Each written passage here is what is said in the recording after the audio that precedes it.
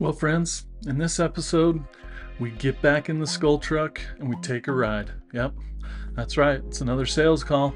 It's another day in the life. And, I say sales call, but really it's more networking. It's me meeting up with a friend from a previous employer, MX, surprise. And, we do lunch, we chat. Of course, a lot of that isn't on the video. But you get to join me in the school truck where I talk about what is I'm hoping to get out of this meeting, and then towards the end I get into some hot takes, some hot topics, some things that are on my mind, primarily AI and freaking OpenAI's, what do they call it, CORA or whatever, the text to video thing, and what that means exactly. So join me, let's do this.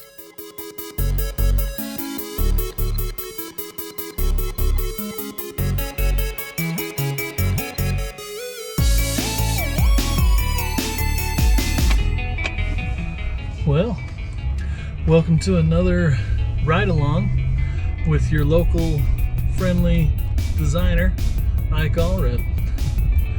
This time we're doing our thing once again. It's all about the business development, the networking, like we talked about in the last episode. This time I'm meeting a longtime friend, Dan Urbis.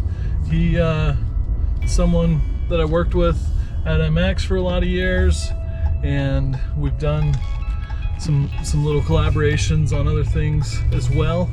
He has his own company, that he does on the side. He's still doing the day job thing, but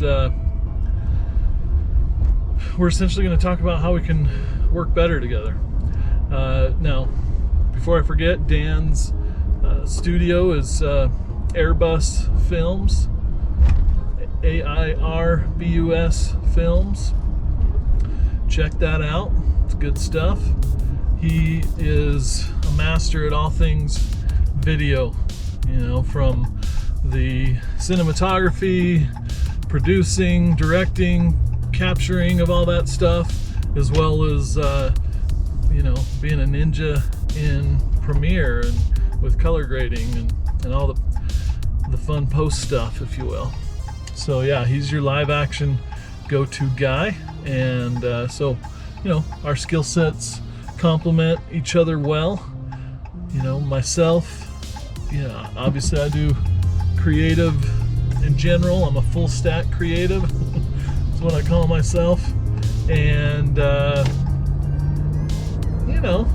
some of what I'm working on that would help him is animation, motion design, and then obviously I've got people in my subcontracting quiver that can do that stuff as well, like my boy Trevor Williams and Christian Perry. So lots of good resources there. I can't name them all. So yeah, so essentially we're gonna do a lunch. He's gonna walk me around a studio space that he has access to. Maybe we'll be able to, film some of that. I haven't talked to him about that ahead of time, so that may not be kosher, but we'll see what happens. And what do I want to get out of this? Well, first and foremost, a good lunch, right? No, but seriously, yeah, we're gonna do lunch. I hope to now let's back up a little bit. Okay, so just this morning, I reached a pretty big milestone in this consulting journey. I finished my first motion reel for Creator Studio, which, as you may or may not know, is the consulting wing of Create or Die LLC. Where we do the podcast and we create content, educational stuff. Creator, they're all about working B2B, creating those assets, business design related, and with a special focus on 3D visualization, motion design, animation, and interactive experiences, including websites. So that's enough of that. A little plug, if you will. I really need to figure out how to do better audio on this, so I apologize. We're just picking up a lot of road noise and different things. You know, I have the tools, but it's like, do I really want to worry about a bunch of lab mics and external audio recorders and all that? I think there's some attachments to the GoPro that I'm going to look into to rig up better mics, you know, like have the lab mics go directly to the GoPro so I don't have to have a separate recorder. Just all these things that you got to consider when you're doing your thing as your own self, right? So as we continue on this journey to Midvale from Saratoga Springs, where I live, I thought, hey, let's just kind of, you know, we already talked about the haps, what I'm going to do. Now, what are some things outside of this meeting that's going on? And I'll tell you, I find myself doing a lot of client work, and a lot of that is done, unfortunately, after work hours, because I've essentially traded my day job 9 to 5 time slot for this type of stuff, you know, networking, reaching out to people on LinkedIn, creating social posts, different things that I need to change lanes here. I don't know, it's a little iffy. I gotta be careful. That's what I'm doing here. Gotta drive first and foremost, right? Hopefully the person behind me isn't mad. That's the bad thing about driving in the Skull truck too, let me tell you. You know, you got your brand plastered all over your vehicle and ways for people to contact you, so you've got to drive carefully, right? Respectfully. You don't want to piss anyone off, because that's not going to be good, because they're going to know how to find you and could damage your brand, right? So yeah, things to consider. But yeah, where were we? So during the day, 9 to 5, like I mentioned, I find myself doing a lot of the business development, the operations, communication, meetings, and then after that, 5 p.m. to midnight is a lot of client work, cranking stuff out. Now, it doesn't mean client work doesn't get done in the day. It does, but you know, unless there's like a strict deadline, I end up saving a lot of that for the evenings or even the weekends. And as a solopreneur, which is what I currently am, with aspirations of becoming a full-on entrepreneur, right? And having a business and employees, you know, I got to do stuff by myself, the majority of it. Got a couple contractors, and that's awesome. But we're still trying to figure stuff out, you know. On LinkedIn a week or so ago, you know, I mentioned my journey and tracking pipeline, or the importance of, you know, like 4x coverage. Those things I know are important, but am I really tracking them as well as I should? No, of course not. I'm running around with my head cut off like a chicken with his head cut off. I think that's the way it's meant to be said. So it's tricky. This is tricky. So, and then what was brought up in one of the comments was, hey, what KPIs are you tracking? Now, I know what a KPI is in terms of that's a metric that, you need to measure. But I'd forgotten what the actual acronym stood for. So I had to look that up. And I'm forgetting what it was, right? KPI. I would always think, key point of interest. That's not right. It's what is it? Performance? Something performance? Yeah, I shouldn't have brought it up because I'm slaughtering it. I apologize. But anyways, some of the KPIs I mentioned that I am tracking casually and want to do more of and be more proficient and professional at are, for example, win rate, cost to acquire a customer. Like I go off, do these lunches. If you want to talk about my time that it takes to put together like a proposal or be on some sales calls, all that stuff adds up, and then, what is my retention rate? What are some other KPIs?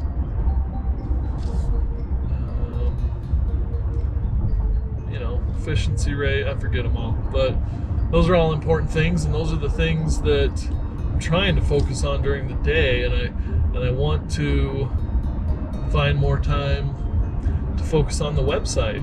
I'm pulling together this creator.studio website. I've designed it. It's in a finished state, but I'm second guessing myself, are the colors what I want?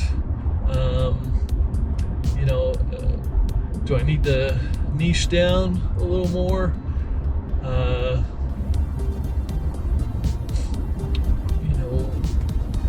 Is there ways to simplify it, or is it simple enough? All those things. And I keep telling myself done is better than perfect, right? Yeah, that's true. But there's, it's a scale. What level of done can I accept at this point? I do have a presence on LinkedIn for creator.studio. I have the reel done, like I mentioned, which is a huge accomplishment. And I put that on LinkedIn today, sent that out to some prospects who are considering leveraging my services. It's been interesting. Web design seems to be kind of the biggest need, especially in startup land, or you have companies that have kind of dealt with their good enough website for long enough and they're ready to adjust. Well, and that's an interesting point, and it makes sense. I mean, in this day and age, your website is, in my opinion, the most important asset. And here I am without one right now. Right, I've just got my reel up there and a logo for your company.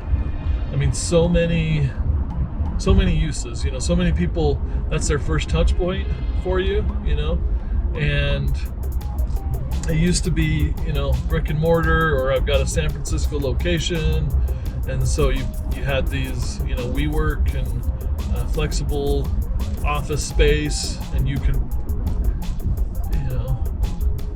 rent a few hours a week or a month, and then leverage that address for your company. And it was like, oh wow, they've got a San Francisco address, they must be legit, right? I think companies figured that out, but now it's the website. And people, your website is used as a place to do commerce, right? You can sell things. It's a place where you can convert leads, or and but I think in a lot of industries, and I would say consulting, what I do is definitely one of those, is your website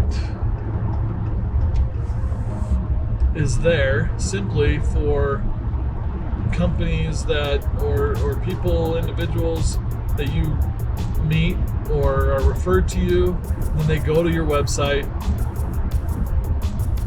primarily just to confirm that you look legit. It doesn't need to be the absolute best thing they've ever seen in their life and win awards, but it does need to feel like it's on par with the competition, right? Because, in a lot of cases, you've been referred to this individual or organization by a trusted third party, right? Someone that company trusts and works with, and someone that you trust and work with. A connector. And that referral, them vouching for you, which I know it's like, duh. Thanks for overstating the obvious, Ike, right? No, but that goes a long way. It really does. And so there are some cases where that referral, the word of this other person is enough to get your first project. It's like, just trust me, I've worked with him or her or that company for X amount of years. They are reliable, they do amazing work, and you can trust them, and I'm staking my reputation on it. And there's, a fraction, 5% of opportunities where that's enough.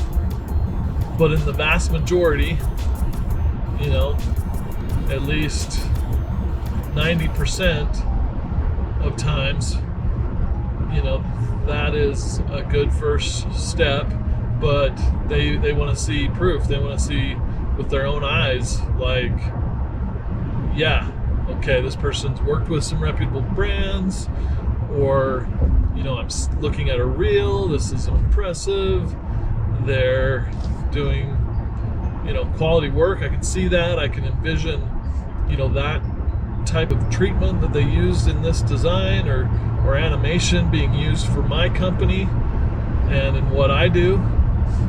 And so if those two things are there, you've got the referral and you've got the website that's just on par with your competition, your win rate, close rate is going to go through the roof. So those are the scenarios that you want. And so that's why I'm so excited about, getting the reel pulled together and out in the wild today. And guess what? It's not the best animation design. Doesn't represent a huge variety of brands. It's mostly MX because that's where I've been for the past 6 years. But it does show a decent amount of different styles and techniques, and it's good enough. And that, my friends, is done. And done is better than perfect, right? All right, friends. Well, another successful networking lunch complete.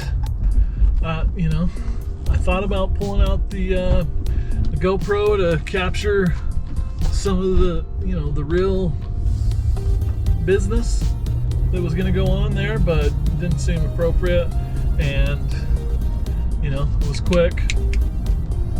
Dan is down to business, so it just didn't come together, like I said. So that's cool.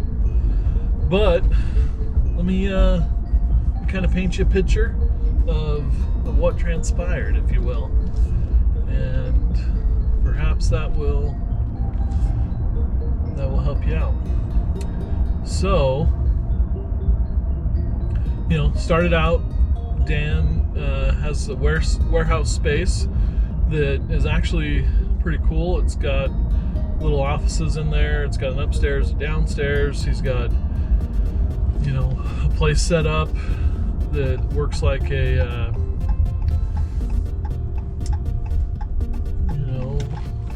set for like some kind of a show, like you could do a podcast or something. Hey, I do one of those. And there's also a place for, product photography setup. So that's definitely something that we are looking into.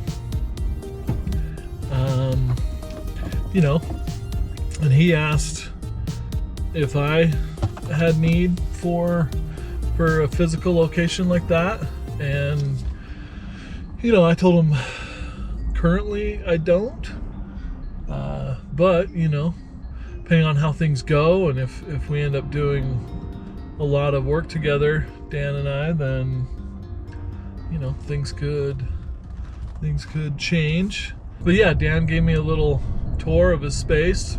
He's got some fun locations there, good equipment.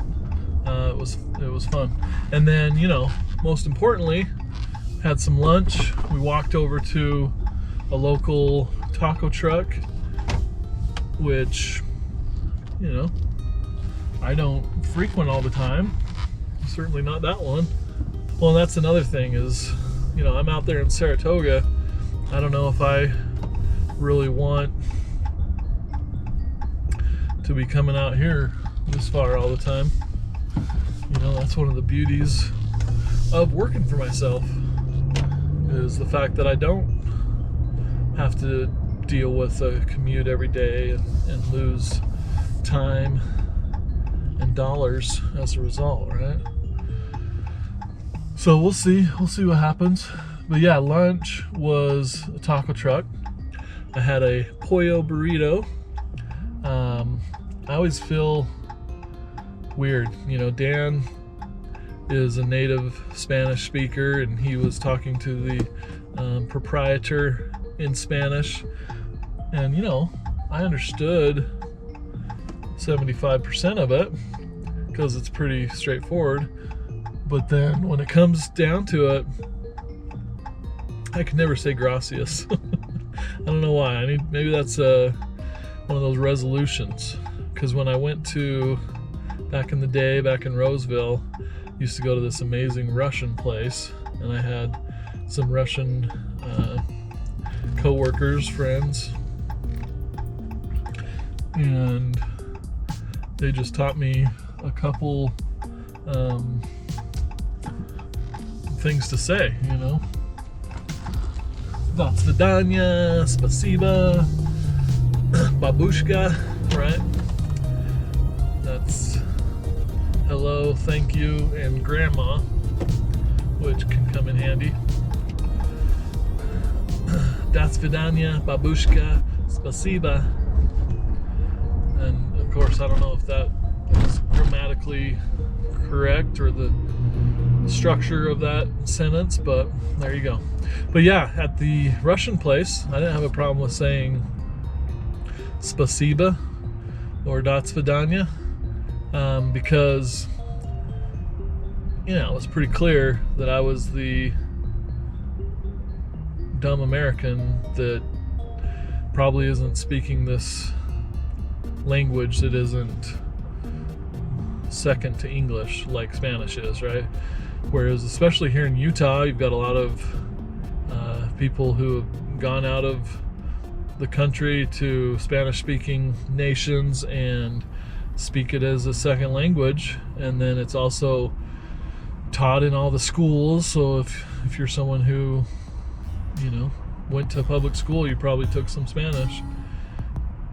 So if I start saying gracias and other Spanish words besides burrito and pollo, then they might say something in Spanish, and then I have to mention that no habla español, little bit. I don't even know what the term I would. If someone said the word for a little bit in Spanish, I would understand it, but I can't think of what it is off the top of my head. Yeah. But it was tasty. They put more. I asked Dan what comes in the burrito, and it was chicken, rice, beans, and cheese, and the tomato salsa that you kind of just pico de gallo, yeah, that's what they said. But this was some kind of real like native hardcore pico, because we had like quarter size peppers in there, and I don't remember seeing tomatoes unless they were these big red things that I thought were probably, red bell peppers. So it was good. I probably ate bigger chunks of peppers than what I'm usually accustomed to, but hey, it worked. And if I saw one coming up in the next bite, I would just kind of knock it off onto the plate, like it happened on accident or something. Because I don't know what you dice up those bell peppers. It's fairly small. You add onions and tomatoes and other salsa goodness. I'm great. That's good. I love it. But you give me these big old chunks of, especially green peppers, bell peppers, that's not my jam. So just keep that in mind in case you are looking to make me some pico or salsa. But yeah, so essentially, had the lunch and talked, and really what came out of it was good. I mean, Dan and I want to work more together. We've always talked about that. Our skill sets complement each other well, which is awesome.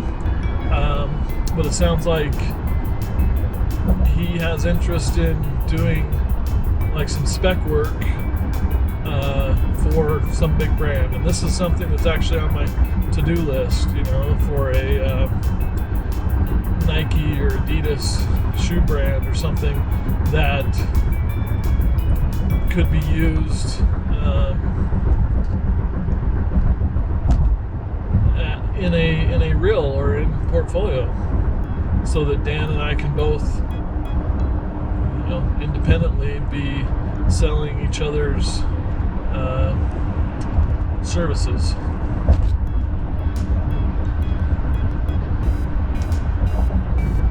It was interesting as we were waiting for our food to be made, prepared there outside the taco truck, which I'm glad it wasn't raining because it is now. As we were waiting, Dan was asking me about, who are my clients, how's that going, how are you getting new work, he's got a handful of clients and his day job and stuff.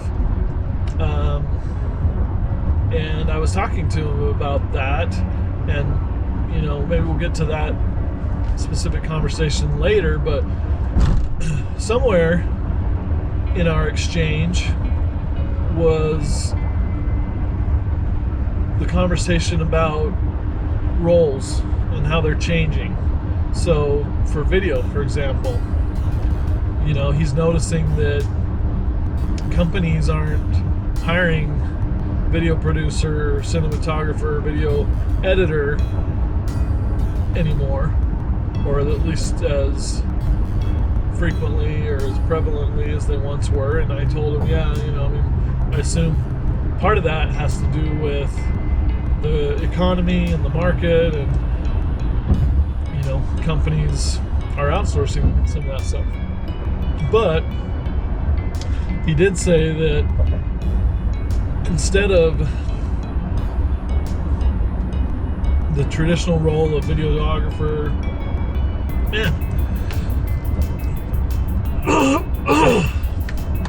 got the burp hiccups. I hate that.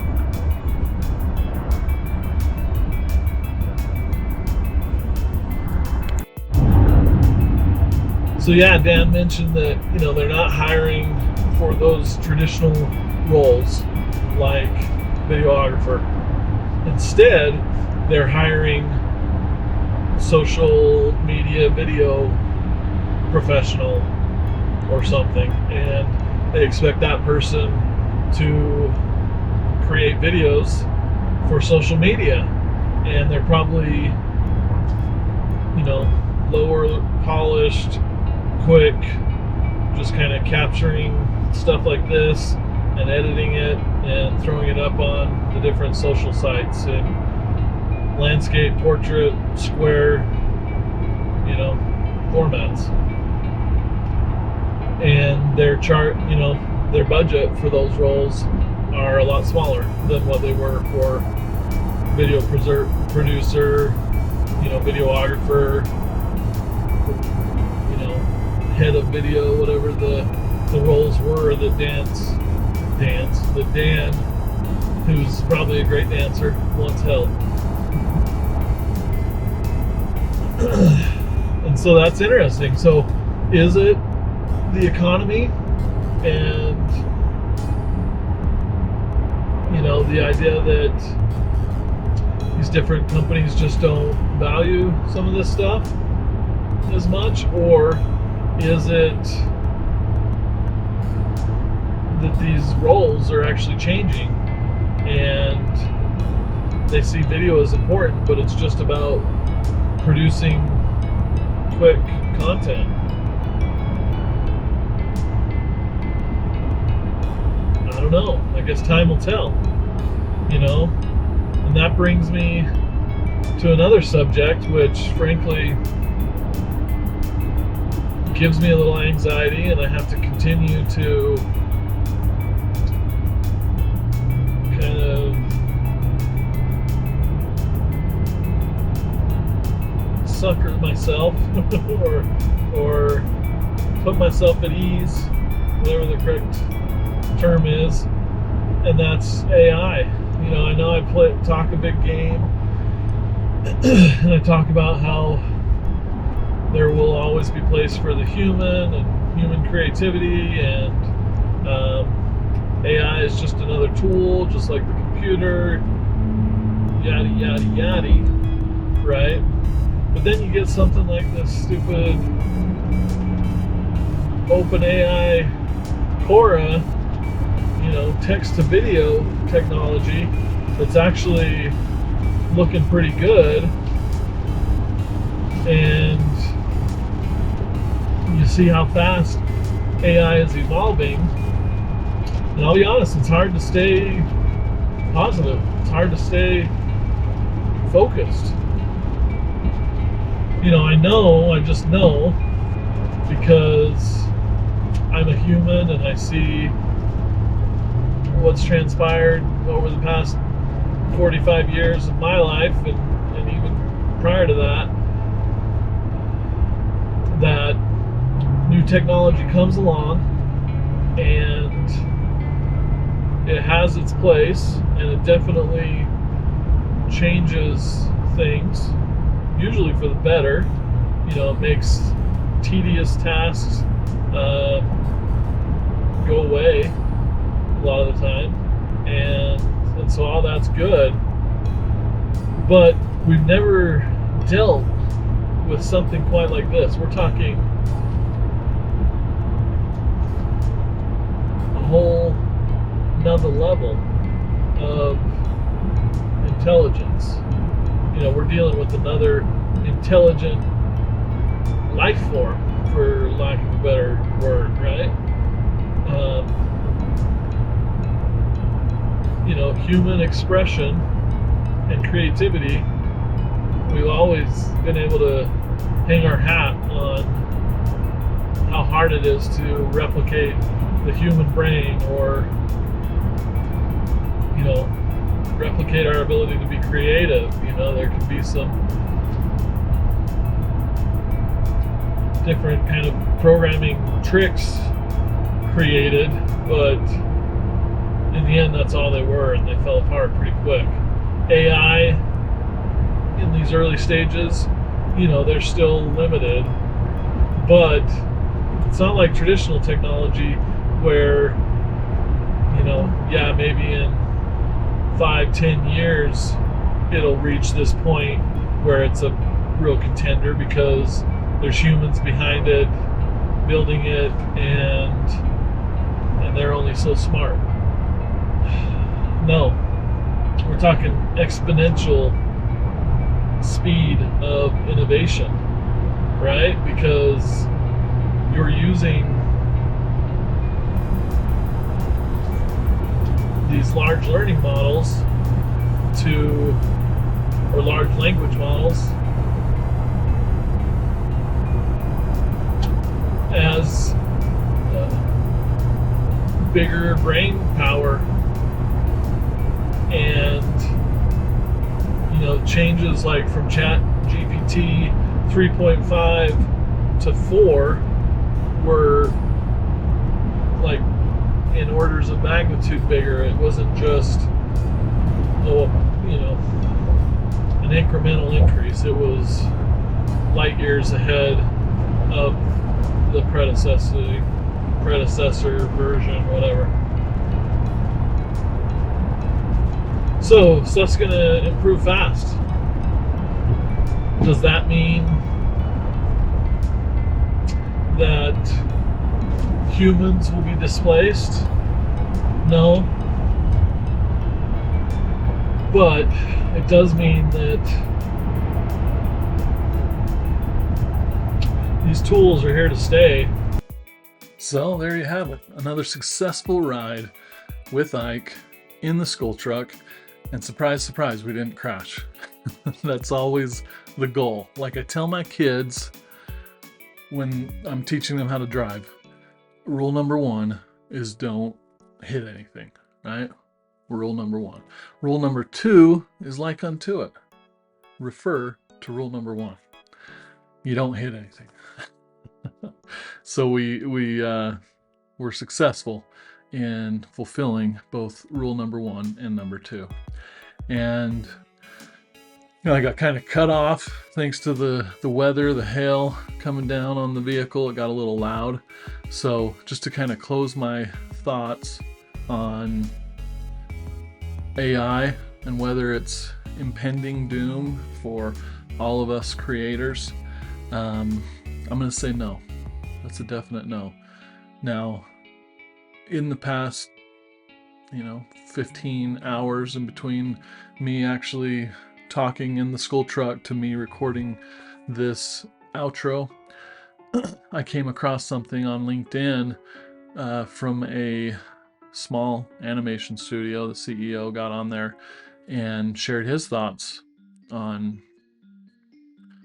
this new text to video prompt stuff, and he had a really interesting point. He basically said that the difference between AI and us humans is, AI didn't wake up Saturday mornings excited to watch 4 hours straight of cartoons and hasn't been able to tap into, what it felt like as a kid to anticipate those things, what it was you were looking for, and how any experiences that we have get translated into our work.